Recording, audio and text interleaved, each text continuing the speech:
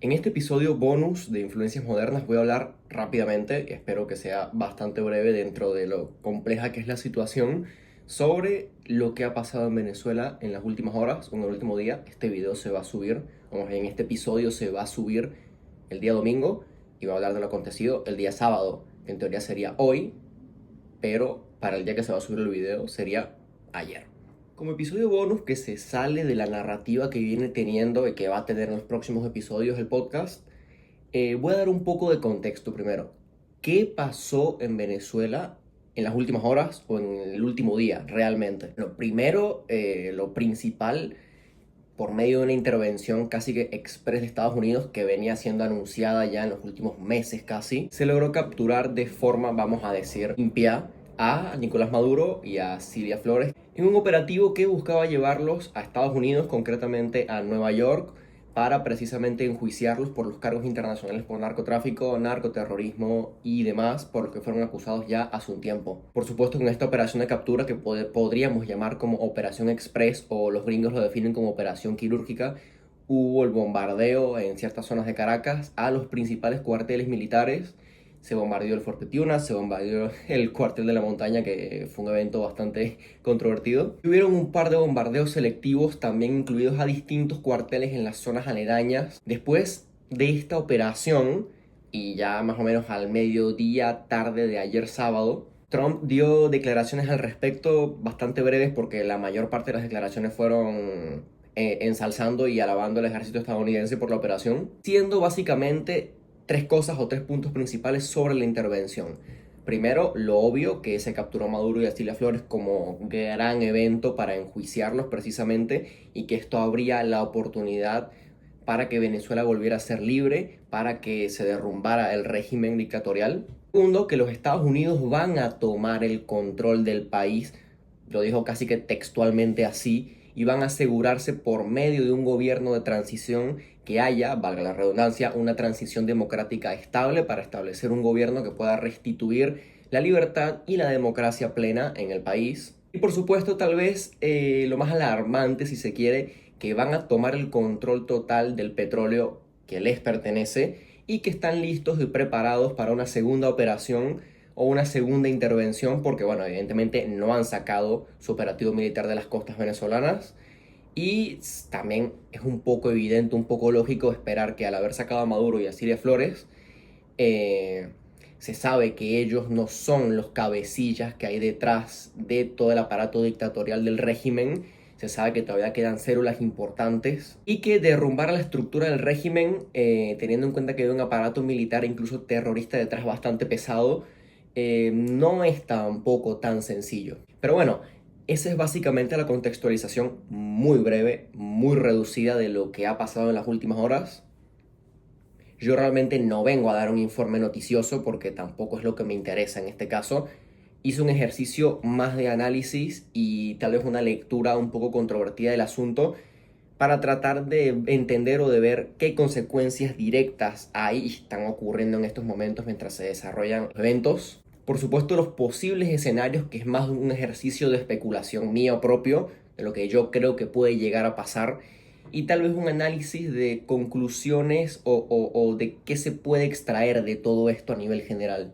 Yo creo que, bueno, más que obvio, es que las consecuencias directas, más allá de la incertidumbre ante un segundo ataque de cuándo, cómo va a ser y si va a ser únicamente en Caracas, porque sabemos que las células de la dictadura, tanto las células paraestatales y tal vez los comandos y los colectivos, como las células militares e incluso otros miembros importantes del régimen como Diosdado Cabello, Delcy Rodríguez, Jorge Rodríguez y demás, pueden estar regados por toda Venezuela.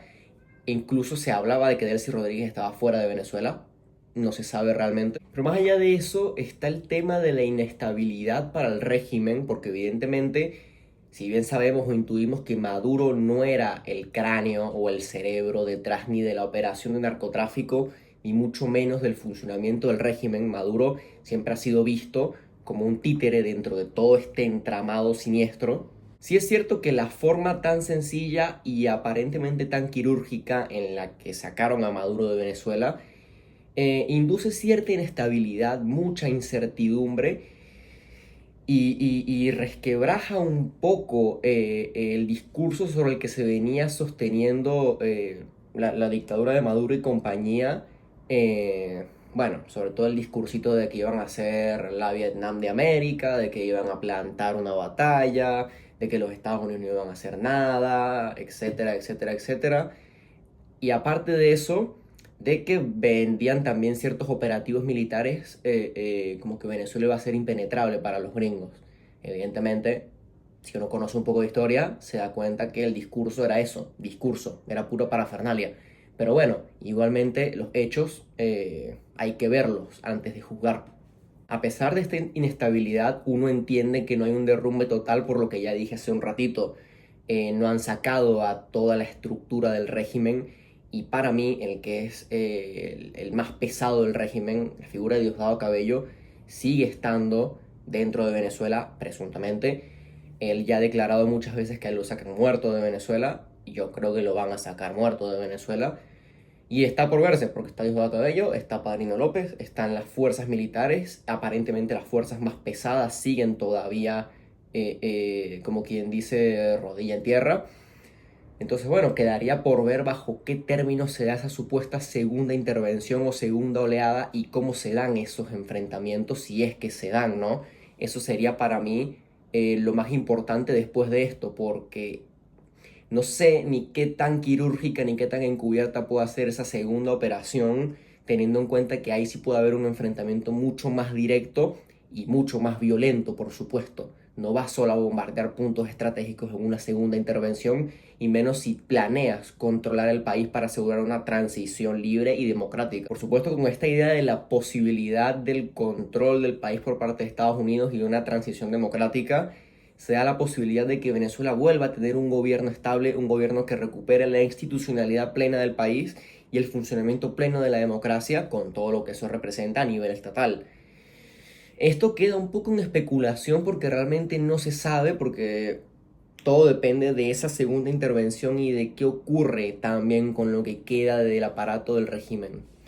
Así que yo esto no lo tocaría demasiado, sino como un punto tentativo. Es una conclusión, o es una consecuencia, mejor dicho, que es directa porque se habla de eso como una posibilidad o como algo que va a pasar, pero no se sabe ni bajo qué figura ni bajo qué términos. En tanto, todavía quedaría por ver qué ocurre. Lo que parece que es un hecho es el cambio de mando o el control total de los recursos petroleros de Venezuela por parte de los Estados Unidos. Al parecer, esto no lo tengo como información chequeada, así que tómenlo con pinzas. Yo todavía tengo que leer más sobre eso. Ah, habría una negociación Estados Unidos-China detrás, en la que China accedió a ceder control de recursos, los recursos que tenían en Venezuela, a Estados Unidos. Eso no lo sé, no lo tengo confirmado, lo menciono por si alguno sabe, si alguno que está viendo lo puede confirmar. Yo todavía lo tengo como algo que leí, pero que no contrasté. Igualmente, no descarto tampoco, porque es algo que es bastante factible. La realidad es que los Estados Unidos van a controlar todo el aparato petrolero de Venezuela. Probablemente se hagan con PDVSA. Ya Trump de hecho mencionó, si no recuerdo mal, que van a entrar o se le van a dar ya de una vez, en lo que tomen el control total del país, las concesiones a las empresas estadounidenses para extraer petróleo y para llevar maquinaria, en lo que planean que sea como una operación de reinversión y reestructuración del sistema de producción y extracción petrolera de Venezuela. Entiendo con esto que si PDVSA no desaparece, al menos se va a privatizar de vuelta, como en un momento, bueno, algún momento, de vuelta no, porque PDVSA realmente se creó con Carlos Andrés Pérez.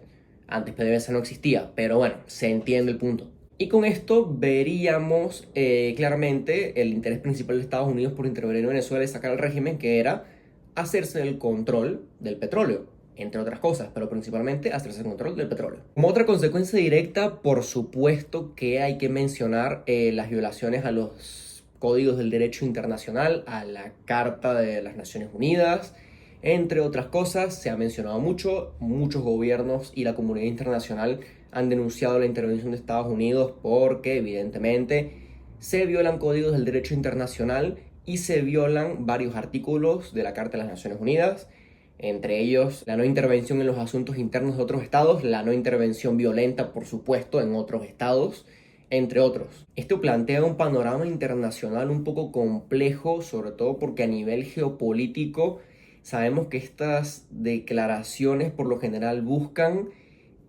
posicionarse del lado más neutral o en apoyo a la cooperación internacional posible, teniendo en cuenta que el accionar de los Estados Unidos históricamente al intervenir en otros países ha sido de esta forma, ha sido saltándose todo tipo de tratados por la paz, por la cooperación internacional, saltándose en numerosas ocasiones la Carta de las Naciones Unidas y el derecho internacional, y no han sido juzgados por ello jamás.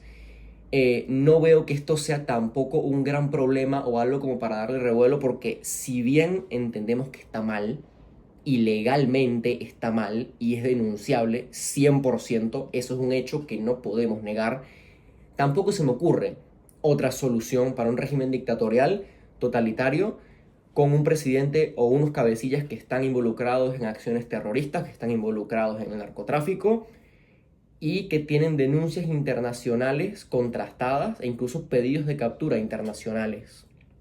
Es un escenario complicado porque cuando tienes a un jefe de Estado o a funcionarios de un Estado que están involucrados en denuncias internacionales de carácter penal, están en condiciones de ser procesados también, medio que, o sea, la única solución más allá de esperar que dejen el poder, que en este escenario no era algo como tan posible, es realmente intervenir y extraerlos. Lo que sabemos que no es legal, pero medio que no te queda de otra tampoco. Yo en este punto ya voy a dar mi opinión más hacia el final del episodio, pero realmente, si bien pienso que lo que hizo Estados Unidos legalmente no está bien, por supuesto que no está bien, y como politólogo no puedo decir que está bien, porque sería negar un hecho, que son tratados que precisamente los países, en cuanto son soberanos, suscriben porque no buscan hacerle daño a la soberanía de otro país. Tampoco como venezolano y precisamente como profesional puedo hacer de la vista gorda, que es una situación que no es que pienso que sea excepcional, pero que pienso que tampoco tenía otra solución más allá de una posible intervención, porque la salida sabíamos o entendíamos, si pensamos un poco y vemos el contexto, que no iba a ser negociada, jamás.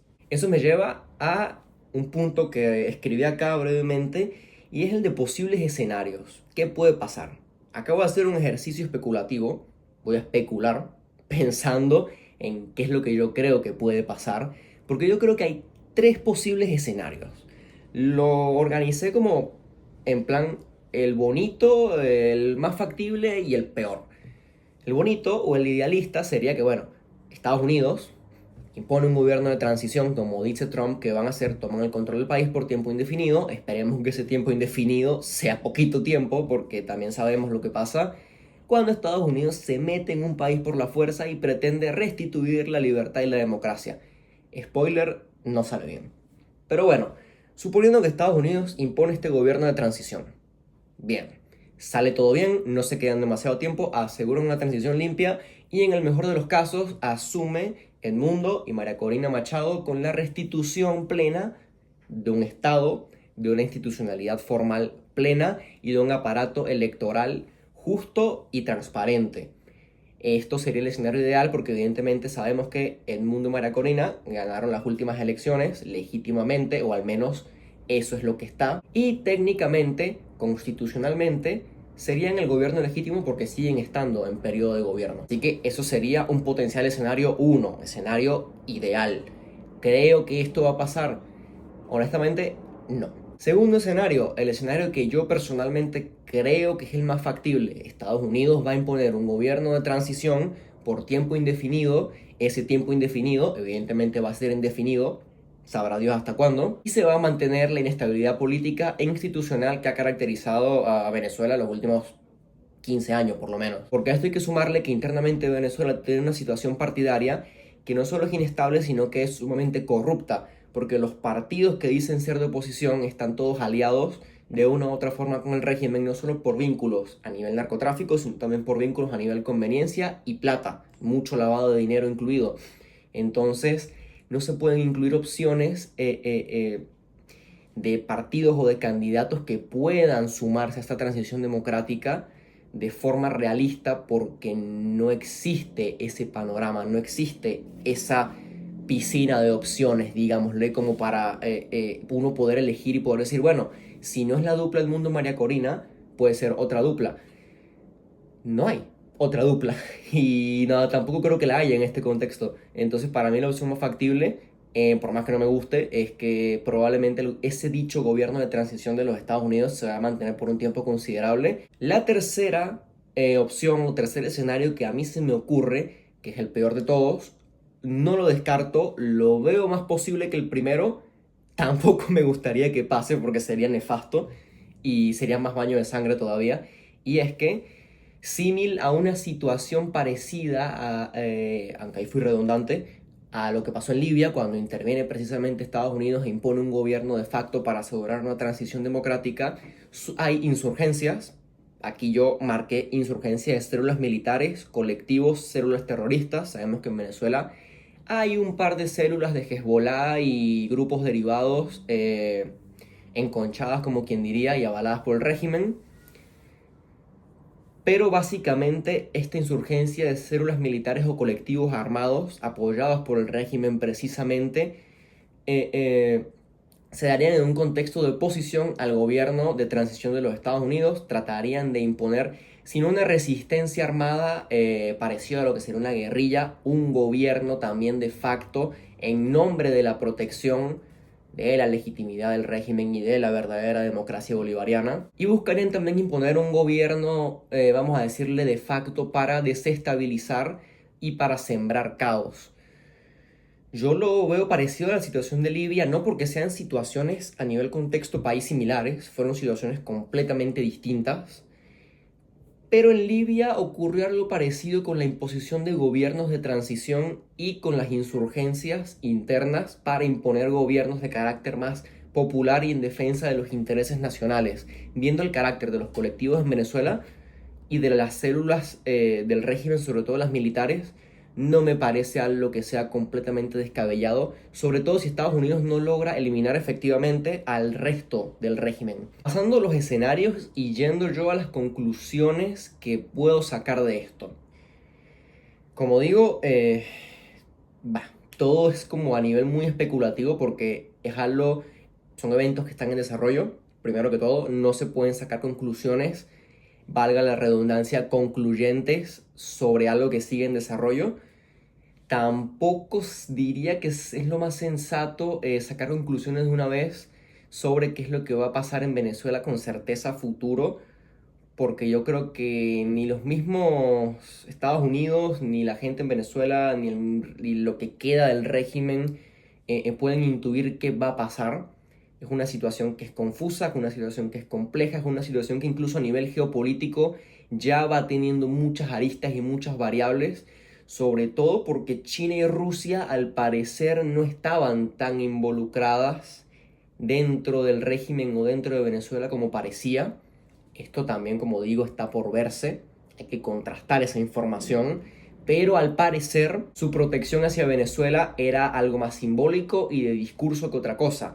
Dejando el lado geopolítico de lado, que es algo un poco más complejo, pienso que es una situación en la que tomar una posición o la otra no es correcto. No puedes avalar lo que hace Estados Unidos simplemente por ser Estados Unidos, porque sabemos que está mal. La forma de solucionar este tipo de conflictos, idealmente, no es intervenir en otro país y bombardear y ya, porque consideras que el presidente o el régimen, en este caso dictatorial, que gobierna ese país, es terrorista, es delincuente, hay narcotráfico implicado. Sí, sabemos que son delincuentes, son terroristas y tienen las manos manchadas de sangre totalmente, 100%. Y se merecen, en mi opinión, yo que tengo un pensamiento más radical, se merecen la muerte, se merecen lo peor. No podemos quitar de la mesa el hecho de que Estados Unidos cometió un crimen a nivel internacional, como lo ha hecho con otras intervenciones, como lo hizo en su momento con Irak, como lo hizo en su momento con Afganistán, que también tenían sus motivos. 100% no deja de ser un crimen. Eso es un hecho. Primero. Y sobre todo, el segundo hecho es que volvemos a ver que a nivel internacional las agendas de una superpotencia y sobre todo los intereses económicos se sobreponen ante cualquier tipo de tratado y ante cualquier tipo de acuerdo por cooperación internacional. Al final del día, cuando una superpotencia, llámese Estados Unidos, llámese China, o en su momento llámese Rusia barra Unión Soviética, quieren o querían conseguir algo, iban y lo hacían por la fuerza y les salía como ellos querían, porque a nivel internacional lo cierto es que el mundo, nos guste o no, se mueve en torno a los intereses de las superpotencias. En ese sentido, yo soy de los que creen que nos movemos a nivel geopolítico en un paradigma realista y nos movemos en un paradigma en donde básicamente estamos sometidos a la ley del más fuerte, nos guste o no, hoy se demostró que es así y no veo que eso vaya a cambiar en un futuro próximo. Por supuesto, haciendo un gran paréntesis ante esto, como segundo punto para sacar de conclusión, pienso que los sesgos cognitivos e ideológicos que hay tanto de un lado como del otro son absolutamente nefastos, pero nefastos, o sea, a niveles gigantescos. Primero, por lo que ya mencioné, no puede justificar el accionar de Estados Unidos simplemente por ser Estados Unidos, y por más que sepamos que la dictadura de Venezuela sea completamente repudiable, yo como venezolano, el primero que lo dice. Y segundo, amparándote en el derecho internacional aún tampoco puedes legitimar a una dictadura y el accionar de una dictadura y defender a una dictadura sabiendo que han manipulado elecciones, sabiendo que han destruido el aparato estatal y electoral de un país y sabiendo que tienen sangre en las manos, que han destruido a un pueblo, que son los responsables de acabar con vidas de miles de venezolanos y de miles de personas por un deseo de poder, por un deseo de tener el control sobre un país, simplemente porque estás en contra de Estados Unidos o porque utilizas ahora la excusa del derecho internacional y de la Carta de Naciones Unidas para condenar el accionar de Estados Unidos y para reivindicar el accionar de una dictadura. O sea, yo pienso que ni un lado ni el otro están bien. En este caso, por más que suene tibio, la avenida del medio es la correcta, pero no porque sea lo neutral, sino porque es una situación que es tan compleja que tomar partido significa que realmente no estás viendo el panorama completo. Lo que hace uno está mal, lo que hace el otro está mal. Es así. Sobre todo porque también invocar en estos momentos a la Carta de las Naciones Unidas y a la protección del derecho internacional es un poco hipócrita y es un poco doble cara sabiendo que se invoca para algunos casos a conveniencia y no se invoca para otros también precisamente a conveniencia, incluyendo a los mismos Estados Unidos y sus múltiples intervenciones.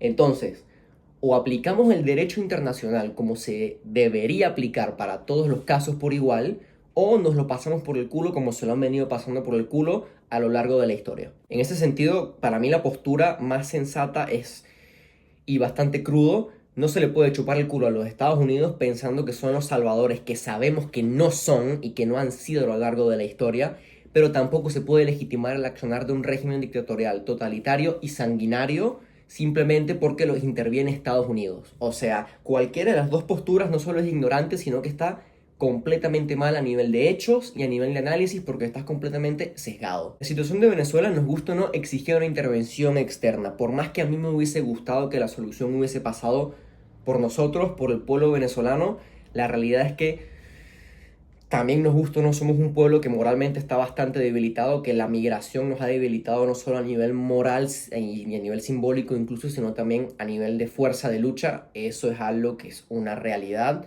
y la gente que está dentro de Venezuela también ha sufrido bastante. A mí me hubiese gustado que la solución la hubiésemos propuesto o la hubiésemos dado nosotros, 100%. Se necesitó de una intervención externa a costa de probablemente muchas otras cosas, sí, pero la solución tenía que ser así, tenía que ser de cierta forma violenta. No puedes sentarte a negociar con un régimen dictatorial del carácter del régimen de Maduro y compañía. No hay otra forma. Y violencia es lo mínimo que se merecen ante tanto sufrimiento y ante tanto caos y ante tanta violencia que ellos mismos han propagado y le han causado al pueblo venezolano durante años. Ahora, para finalizar, yo creo que es apresurado, como dije, sacar conclusiones certeras. Yo las conclusiones que saco las saco de lo poco que ha pasado.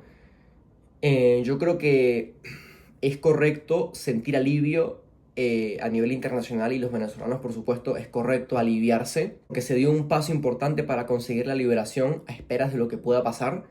Es correcto sentir como esta sensación de que te quitas un peso de encima, de que por fin pasó algo, por fin se dio un paso, pero también me parece adecuado mantenerse alerta y mantenerse siempre con un ojo así, porque sabemos y hay que entender con claridad que esa liberación viene con un coste y va a ser un coste que no va a ser solo político. Ese costo, más allá de tener a los Estados Unidos controlando los recursos del país, es un costo que yo creo que mucha gente no tiene en mente cuando considere y se sienta a analizar la situación. Y es un costo que a nivel geopolítico también puede ser bastante preocupante porque vuelve a sentar un paradigma intervencionista, sobre todo en América Latina, que sabemos que en el pasado no dejó buenas cosas. Entonces yo siento que por un lado hay que aliviarse, no pienso que haya que celebrar, hay que aliviarse 100% de que se dio un paso importantísimo, pero hay que estar alerta, porque este tipo de intervenciones tampoco pueden justificarse así como así. Yo estoy aliviado, estoy alegre, por supuesto, pero no dejo de tener el juicio y de pensar que tampoco quiero que el futuro de mi país esté en manos de los Estados Unidos. Una cosa no quita la otra. Pero bueno, creo que ese es todo lo que puedo analizar por el momento, es todo lo que puedo decir. Por supuesto, eh, en el fondo estoy bastante aliviado, bastante feliz. Y bueno, creo que eso sería todo. Este episodio bonus vino de una idea después de pasar todo el día viendo noticias básicamente. Y ya después, la semana que viene, volveremos a la programación habitual. Así que bueno, espero que se haya entendido, espero haber podido ser claro con la información. Y bueno, si quieren comentar algo, dejen sus opiniones, siempre es el de respeto obviamente. Eh, Nos vemos en un próximo episodio.